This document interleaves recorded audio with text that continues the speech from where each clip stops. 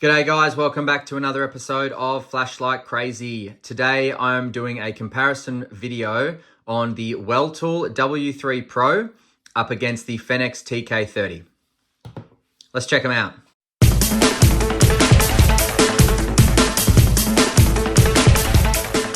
Alright, so first things first. They both have a 5000 milliamp, 3.6 volt, 21700 battery. Absolutely identical battery, and neither of them are proprietary. Both of them are able to be charged with a USB-C charger as well, meaning that neither of these lights have onboard charging in the lights there. So solid lights. Now, the Weltool will come with a lens protector, so you can just flick it open like that and use it like that, or you can just pull it off entirely. I might just leave it off for the video. Now, double springed contact areas for the Fenix and double springed contact areas for the Weltool as well. All right, so taking a look at these guys up close, the reason I wanted to review these guys is because their specs are identical, or very close, basically identical. But their functions are a little bit different.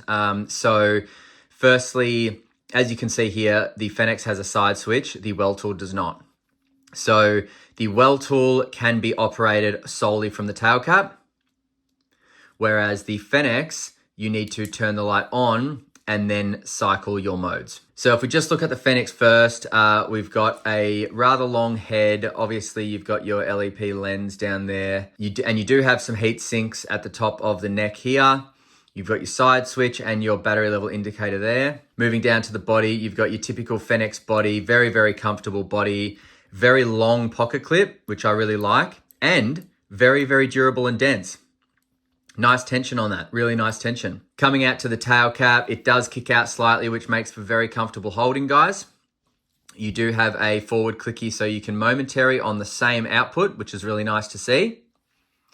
And you've got these tail clicky protectors here, which also double as lanyard holders, but do not triple as tail standing because the clicky protrudes further than the little walls here. With the Weltool, the finishing does feel a little bit more professional. To be honest, it feels tougher. It feels like it's built more to withstand a beating than the Fenix. Not that the Fenix feels precious, because it does feel very strong. But trust me, guys, when you've got both these in your hands, if you had to throw one at a wall and bet which one would still work, you would choose the Weltool. Now, that's the lens down there of the Weltool.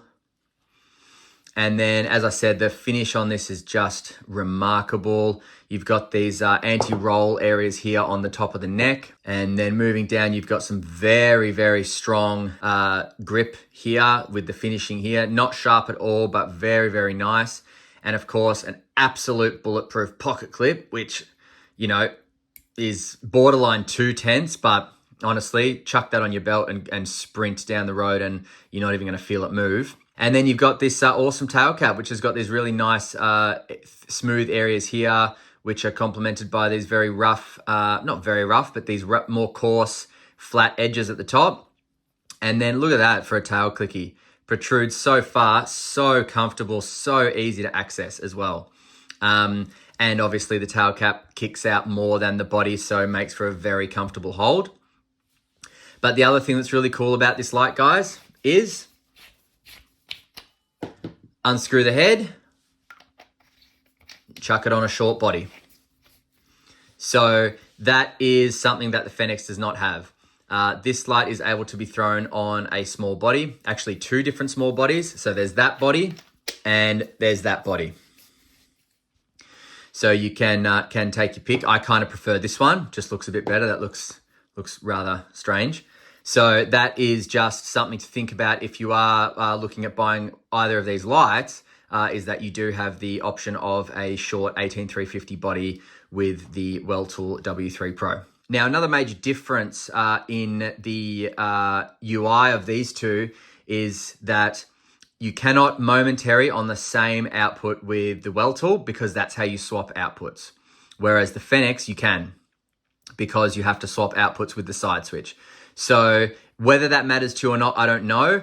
Some people might say, no, I like to change outputs from the tail cap, because then I don't have to change my grip.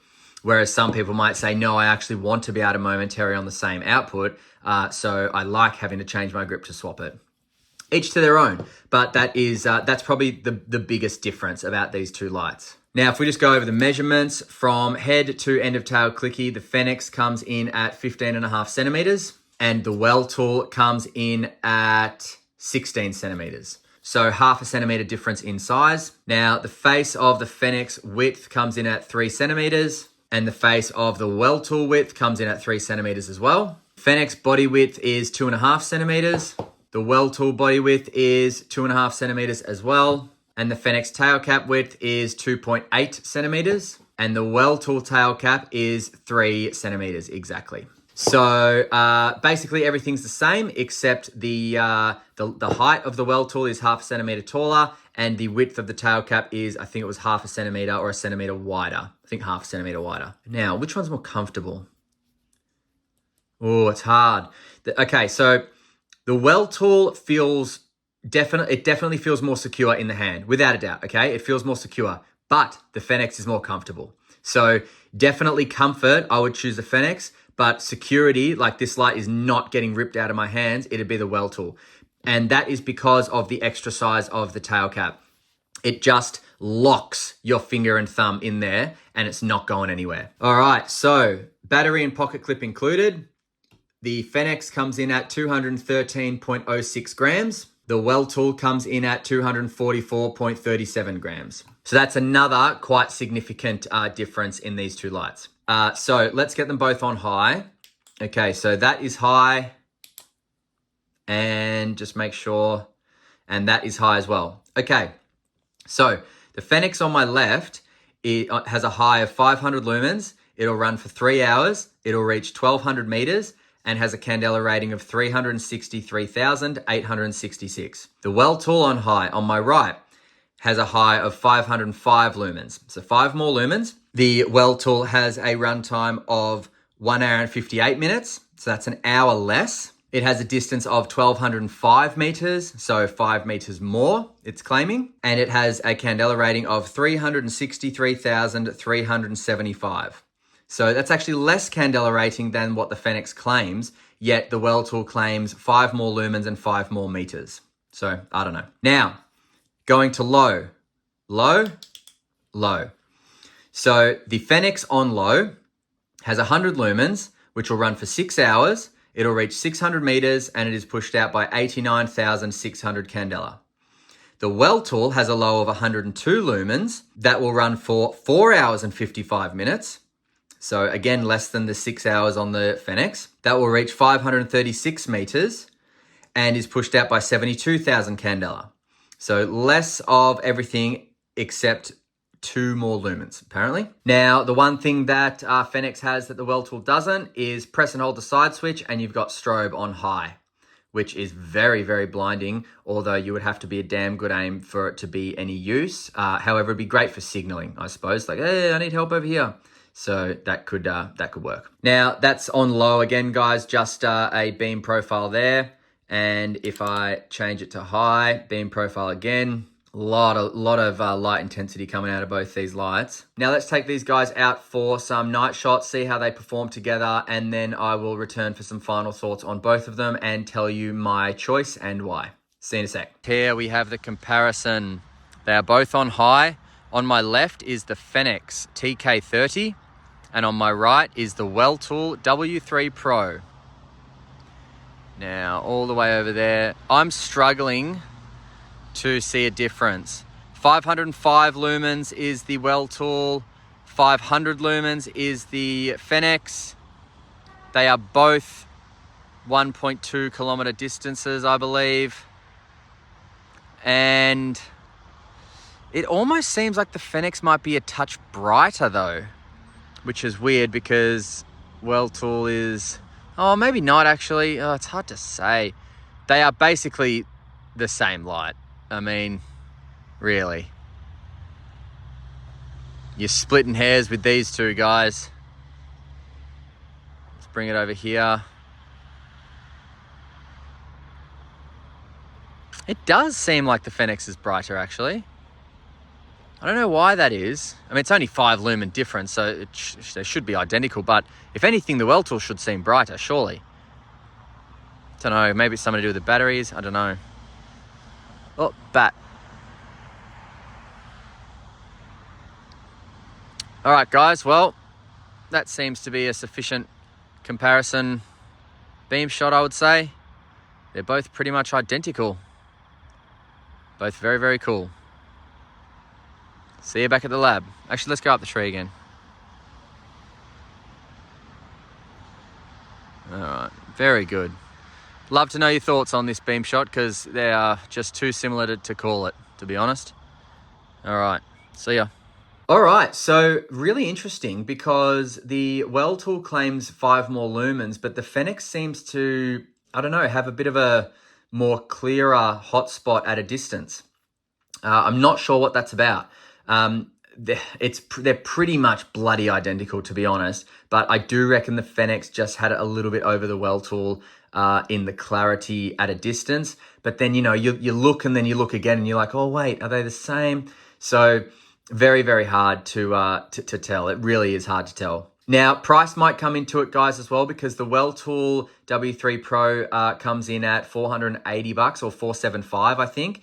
And the Fenix comes in at $450. So, you know, there is like a $25, $30 difference between them. And that is from lightshop.com.au. So you can pick both these up. I'll leave a separate link leading you to each one of these lights. And I'll also leave some discount codes as well, guys. But, you know, which one would you choose? Okay, so we've got same battery type, same charging process.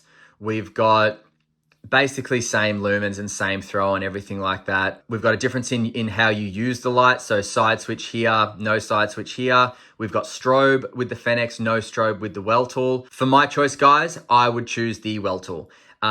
Here are my reasons. I know it's more expensive, but here are my reasons. So the build quality, first off, I would choose it because this one feels like it's going to last longer. Plain and simple. Secondly, I would choose it because of the 18350 configurations. I love when you can swap a light from, 21700 to 18350. That's massive. But even, you know, when you can swap a light from 18650 to 18350 or whatever, I love when you've got that option.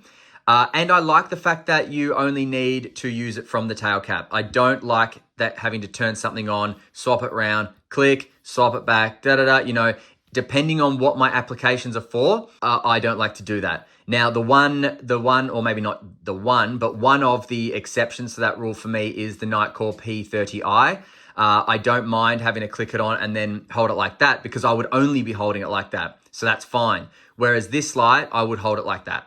Tactically, I wouldn't really hold it everyday carry style. So for that reason, I don't really need a side switch here. But that's my pick, guys. What's yours? I'd love to hear about it.